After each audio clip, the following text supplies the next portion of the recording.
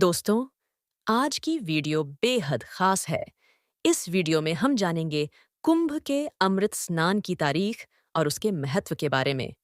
साथ ही हर दिन स्नान करने के अद्भुत फायदों पर चर्चा करेंगे। मौनी अमावस्या कब है, इसके लाभ क्या हैं और इससे जुड़ी एक रोचक कथा भी सुनाएंगे। तो वीडियो को अंत तक जरूर देखें, क्योंकि यह आपके लिए बेहद खास होने वाली है। महाकुंभ का अंतिम अमृत स्नान कब है? तो चलिए जानते हैं। महाकुंभ के दौरान हर दिन स्नान का विशेष महत्व है, लेकिन अमृत स्नान का महत्व सबसे अधिक होता है।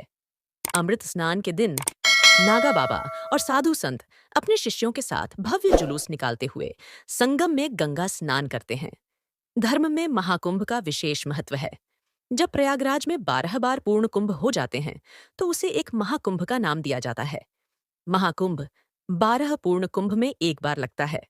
महाकुंभ का आयोजन 144 सालों में एक बार होता है। कुंभ मेले में देश दुनिया से लोग शामिल होते हैं। इस मेले में दुनिया भर के नागा साधु भी भाग लेते हैं। महाकुंभ की शुरुआत 13 जनवरी 2025 से हो गई है। 26 फरवरी को महाकुंभ का समापन होगा। महाकुंभ में अमृत स्नान का होता है विशेष महत्व। महाकुंभ के दौरान हर दिन स्नान का विशेष महत्व है, लेकिन अमृत स्नान का महत्व सबसे अधिक होता है। अमृत स्नान के दिन नागा बाबा और साधु संत अपने शिष्यों के साथ भव्य जुलूस निकालते हुए संगम में गंगा स्नान करते हैं। अमृत स्नान को अत्यधिक पुण्यदायक माना गया है। धार्मिक मान्यताओं के अनुसार महाकुंभ के अमृत स्नान के समय में गंगा और अन्य पवित्र नदियों में स्नान करना बेहद ही शुभ रहता है। जो व्यक्ति इस समय गंगा स्नान या अन्य पवित्र नदियों में स्नान करता है, उसे मोक्ष की प्राप्ति होती है। धार्मिक मान्यताओं के अनुसार अमृत स्नान करने से 1000 अश्वमेध यज्ञ करने जैसा पुण्य फल मिलता है। महाकुंभ का अंतिम अमृत स्नान कब होगा? महाकुंभ का पहला अमृत स्नान मकर संक्रांति 14 जनवरी को था। दूसरा अमृत स्नान मौनी अमावस्या पर 29 जनवरी को होगा। महाकुंभ का तीसरा और अंतिम अमृत स्नान 3 फरवरी को बसंत पंचमी पर होगा। इस साल पंचमी तिथि 2 फरवरी को सुबह 9:14 से शुरू हो रही है, जो 3 फरवरी को 6:52 तक रहेगी। उदया तिथि के अनुसार बसंत पंचमी 3 फरवरी को मनाई जाएगी, जिस वजह से अमृत स्नान भी 3 फरवरी को ही होगा। पंचांग के अनुसार इस साल 29 जनवरी 2025 को बेहद शुभ योग में मौनी अमावस्या मनाई जाएगी। मौनी अमावस्या का दिन पापों से मुक्ति के लिए स्नान दान और पितरों को प्रसन्न करने का सबसे उत्तम समय माना गया है। हिंदू पंचांग के अनुसार 29 जनवरी 2025 को बेहद शुभ योग में मौनी अमावस्या मनाई जाएगी। इस दिन को माघ अमावस्या भी कहा जाता है। मौनी अमावस्या के दिन स्नान दान के कार्य महत्वपूर्ण माने जाते हैं। साथ ही इस दिन पितरों की आत्मा शांति और पितृदोषों से मुक्ति पाने के लिए श्राद्ध, तर्पण और पिंडदान भी किया जाता है। अमावस्या के दिन शुभ मुहूर्त में गंगा नदी में स्नान किया जाता है। मान्यता है कि ऐसा करने से जातक के सभी पाप धुल जाते हैं। इस दिन शिवजी की पूजा उपासना भी जाती है। इस साल मौनी अमावस्या के दिन प्रयागराज में आयोजित महाकुंभ में दूसरा अमृत स्नान किया जाएगा। आइए जानते हैं मौनी अमावस्या की सही तिथि, स्नान दान मुहूर्त, विषय योग और महत्व। कब है मौनी अमावस्या? 2025। दृक पंचांग के अनुसार माघ महीने के कृष्ण पक्ष की अमावस्या तिथि की शुरुआत 28 जनवरी को शाम 7:35 पर होगी और अगले दिन 29 जनवरी को शाम 6:07 पर होगी। 5 मिनट पर समाप्त होगी। ऐसे में उदया तिथि के अनुसार 29 जनवरी को मौनी अमावस्या मनाई जाएगी।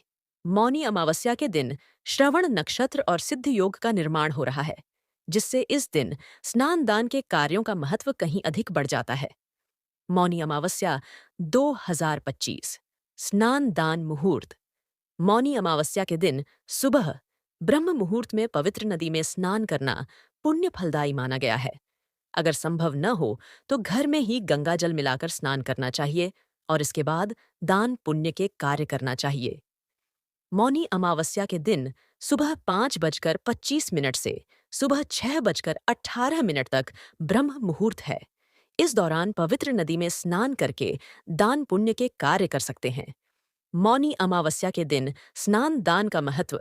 मौनी अमावस्या के दिन स्नान दान के कार्यों के साथ मौन व्रत रखा जाता है। मान्यता है कि ऐसा करने से दीर्घायु, सुख, सौभाग्य और आरोग्यता का वरदान मिलता है। इस दिन पितरों के आत्मा शांति के लिए श्राद्ध, तर्पण और पिंडदान के कार्यों से पितर प्रसन्न होते हैं और परिवार के सदस्यों पर अपना आशीर्वाद बनाए रखते हैं। इस दिन गरीबों और जरूरतमंदों को अपने सामर्थ्य के अनुसार अन्न, धन और गर्म कपड़े का दान करना चाहिए। मान्यता है कि ऐसा करने से घर में सुख समृद्धि का वास होती है और धन संपन्नता बनी रहती है। मौनी अमावस्या व्रत कथा। मौनी अमावस्या की पौराणिक कथा के अनुसार कांचीपुरी में देवस्वामी का एक ब्राह्मण परिवार रहता था। उसकी पत्नी का नाम धनवती था। दोनों के साथ बेटे थे और एक बेटी थी, जिसका नाम गुणवती थी। गुणवती जब बड़ी हुई तो उसके पिता ने सबसे छोटे बेटे को उसकी कुंडली दी और ज्योतिषी के पास भेजा ताकि उसकी विवाह के लिए लड़का देखा जाए। ज्योतिषी ने बताया कि गुणवती विवाह के बाद विधवा हो जाएगी। यह जानकर उसके पिता देवस्वामी और माता धनवती दुखी हो गए। उस ज्योतिषाचार्य ने बचने का उपाय बताया। ज्योतिषाचार्य ने कहा कि सिंहल द्वीप में सोमा धोबिन रहती है, जो बहुत ही पतिव्रता है। यदि सोमा धोबिन तुम्हारे घर आकर पूजा करे और अपना अर्जित पुण्य दान कर दे, तो गुणवती का सुहाग बच जाएगा और वह दोष मिट जाएगा।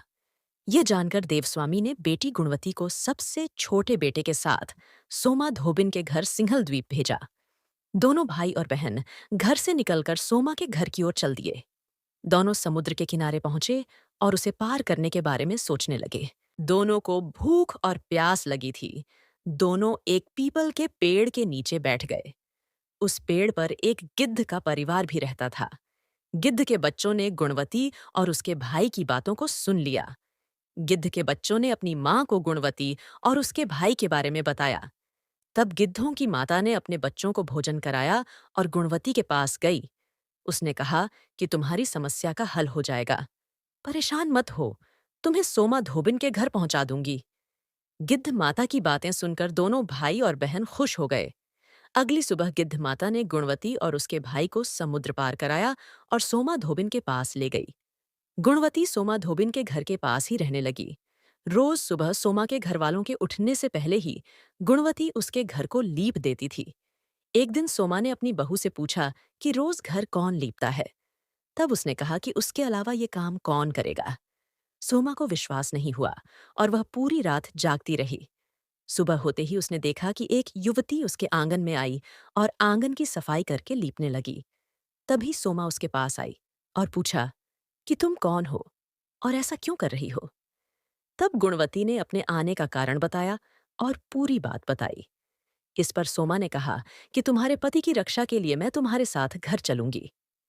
एक दिन सोमा गुणवती के घर गई। उस दिन गुणवती का विवाह हुआ। ज्योतिषाचार्य के बताए अनुसार विवाह होते ही गुणवती के पति की मृत्यु हो गई। तब सोमा ने पूजा पाठ किया और अपने पुण्य को गुणवती को दान कर दिया। इसे उपाय से गुणवती का पति जीवित हो गया। उधर सोमा के पति और बेटे की मृत्यु हो गई।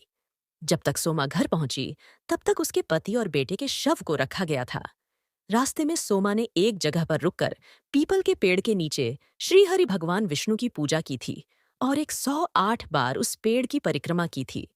इससे अर्जित पुण्य से सोमा के पति और बेटे जीवित हो गए थे। वे अकाल मृत्यु से मुक्त हो गए थे।